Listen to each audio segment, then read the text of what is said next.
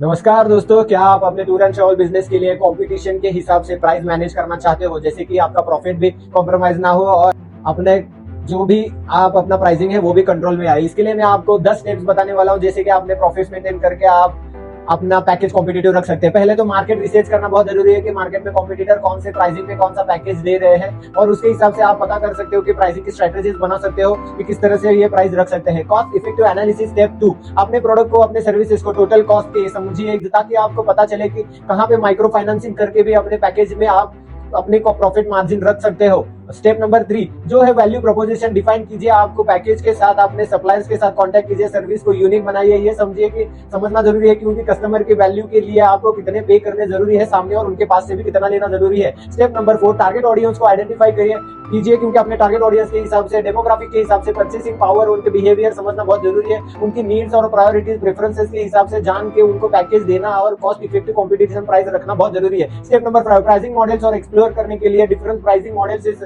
Service plus करने के लिए अपने value based competitive based pricing रखने के लिए आपको डिसाइड करना पड़ेगा कि आपको कौन सी प्राइसिंग सर्विस के साथ, कौन से होटल के साथ काम करना जरूरी है। स्टेप नंबर 6 साइकोलॉजिकली आपको प्राइस यूज करना जरूरी है। प्राइसिंग स्ट्रेटेजीज 99, 999 या लिमिटेड सीट्स के साथ 999 डिस्काउंट के साथ प्राइसिंग कॉम्पिटिटिव के अट्रैक्ट कीजिए। स्टेप नंबर 7 जो स्टेप्स है और लिटरेट कीजिए कि अपने प्राइसिंग को टेस्ट करने के देखिए कि फीडबैक के हिसाब से कस्टमर का बिहेवियर कैसे मैनेज होता है, उसके हिसाब से आप प्राइसिंग रखिए। स्टेप नंबर 8 ये होता है कि डिस्काउंट और ऑफर प्लान कीजिए। सीजनल डिस्काउंट्स और लिमिटेड टाइम ऑफर के सेल्स बढ़ता है और आपका रेवेन्यू बढ़ता है सब, तो उसके ध्यान रखिए कि इसके प्रॉफिट अपने प्रॉफिट को इंपैक्ट ना हो, और आपका कंपटीशन के हिसाब से प्राइसिंग भी रखिए। स्टेप नंबर 9 कस्टमर के फीडबैक लीजिए, जिससे कस्टमर को पता चले कि समझने उनके जो पसंद के हिसाब से हम काम कर रहे हैं, ताकि उनको भी प्राइसिंग का बेहतर स्ट्रेटेजी प्लान पहचान में आ जाए और उनको बेहतर बनना सके।